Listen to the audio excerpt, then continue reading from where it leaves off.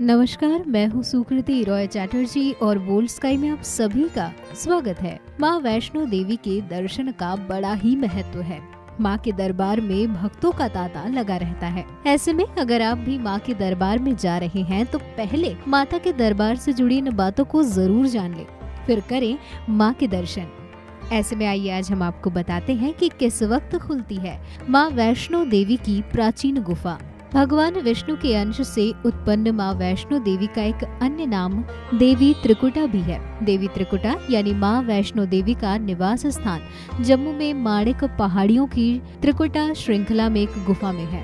देवी त्रिकुटा के निवास के कारण इस पर्वत को त्रिकूट पर्वत कहा गया है। मान्यता के अनुसार इस पर्वत पर माता एक गुफा में वास करती हैं। माँ के दरबार में अक्सर भक्तों की लंबी कतार के कारण दर्शन के लिए बहुत ही कम वक्त मिलता है, इसलिए इस गुफा से जुड़ी कई ऐसी बातें हैं जो कम लोग ही जानते हैं। इसलिए माँ के दर्शन से पहले इन बातों को जान लेना बेहद जरूरी है। माता वैष्णो देवी के दर्शन के लिए वर्तमान में जिस रास्ते का इस्तेमाल किया जाता है वो गुफा में प्रवेश का प्राकृतिक रास्ता नहीं है। श्रद्धालुओं की बढ़ती संख्या को देखते हुए कृत्रिम रास्ते का निर्माण 1977 में किया गया। वर्तमान में इसी रास्ते से श्रद्धालु माता के दरबार में प्रवेश करते हैं।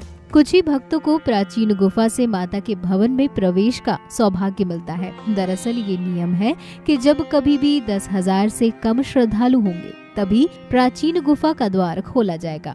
आमतौर पर ऐसा शीतकाल में दिसंबर और जनवरी के माह में होता है। पवित्र गुफा की लंबाई 98 फीट है। गुफा में प्रवेश और निकास के लिए 2 कृत्रिम रास्ते हैं। इस गुफा में एक बड़ा चबूतरा भी बना हुआ है। इस चबूतरे पर माता का आसन है, जहां देवी त्रिकुटा अपनी माताओं के साथ विराजमान रहती हैं। बता दें कि माता वैष्णो देवी के दरबार में प्राचीन गुफा का काफी महत्व है। श्रद्धालु इस गुफा से माता के दर्शन की इच्छा रखते हैं, क्योंकि मान्यता के अनुसार प्राचीन गुफा के समक्ष ही भैरव बाबा का शरीर मौजूद है। माता ने यहीं पर भैरव बाबा को अपने त्रिशूल से मारा था और उनका सर उड़कर भैरव घाटी में चला गया और शरीर यहाँ रह गया। प्राचीन गुफा का महत्व इसलिए भी है क्योंकि इसमें पवित्र गंगा जल प्रवाहित होती है। श्रद्धालु से जल से पवित्र होकर माँ के दरबार में पहुँचते हैं, जो एक अद्भुत अनुभव होता है। वैष्णो देवी की गुफा का संबंध यात्रा मार्ग में आने वाले एक पड़ाव से भी है, जिसे आदि कुंवारी या अर्ध कुंवारी कहते हैं। यहाँ एक अन्य गुफा है जिसे गर्भ जून के नाम से भी जाना जाता है। मान्यता है कि माता यहाँ 9 महीनों तक इसी प्रकार रही थी, जैसे एक शिशु माता के गर्भ में 9 महीने तक रहता है।